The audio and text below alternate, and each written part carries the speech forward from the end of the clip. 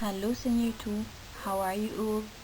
Today I'll talk about light refraction. If you put a pen in a glass of water and look at it from its side, you will see the pen as if it's bent, and this happens due to the refraction of light. When a light ray falls on a separating surface between two transparent media with the speed of light in the first media is v1 and in the second medium is v2. Very small part of light is absorbed in the second medium and part of the light ray is reflected in the first medium. The remaining part passes to the second medium, changing its direction, and this phenomenon is known as light refraction. Light refraction obeys two laws, which are: first one, the ratio between the sine angle of the incidence sine phi and to the sine angle of the refraction sine theta, and this equals the velocity of the first medium to the velocity of the second medium.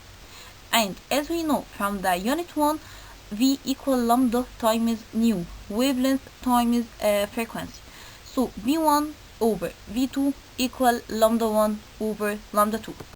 The second law of refraction, it looks like the second law for the reflection.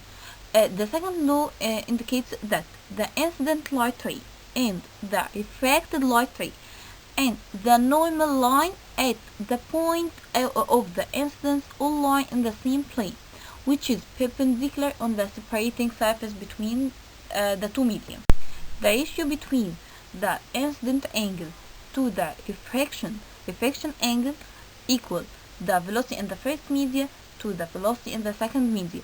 That equals the ratio between the wavelength in the first media to the wavelength in the second media. This equal, which is equal a constant ratio that called relative refractive index 1 and 2. That means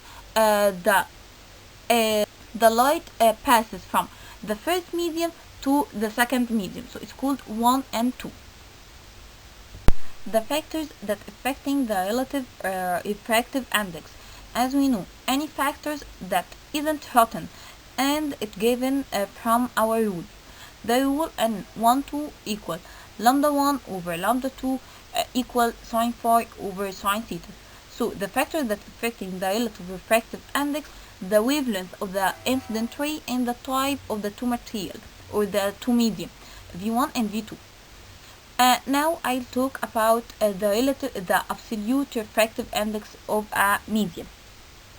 The absolute refractive, if a light ray passes from a space or air into another transparent medium, is equal the ratio of the sine angle of the incident in the space sine phi to the sine of the angle of refraction in the medium sine theta, and it's equals to the ratio of the speed of light in space, any speed of space or a equals c to the speed of light that sample v, which is constant value n, and it's called absolute refractive index of the medium.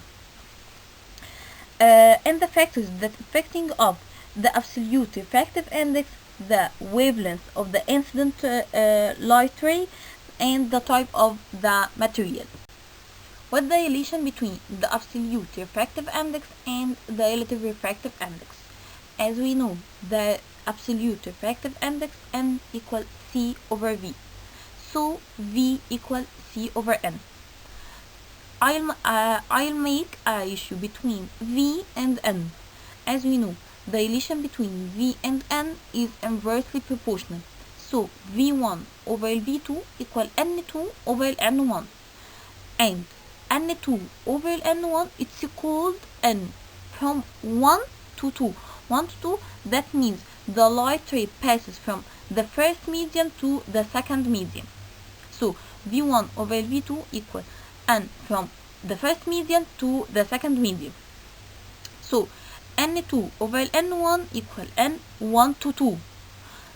So لو هي n 1 to 2 هنبدأ بال2، يعني هنبدأ بالسكند ميديا to the first median، يبقى n1 ل 2 equal n second median to first median. طب لو هي n2 to 1 يبقى n1 to n2، ببدأ دايما بالسكند median. Snell's law.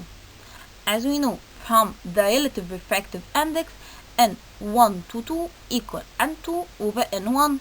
At the same time, n1 to 2 equals sine phi over sine theta. So n2 over n1 equals sine phi over sine theta cross. So n1 sine phi equal n2 sine theta.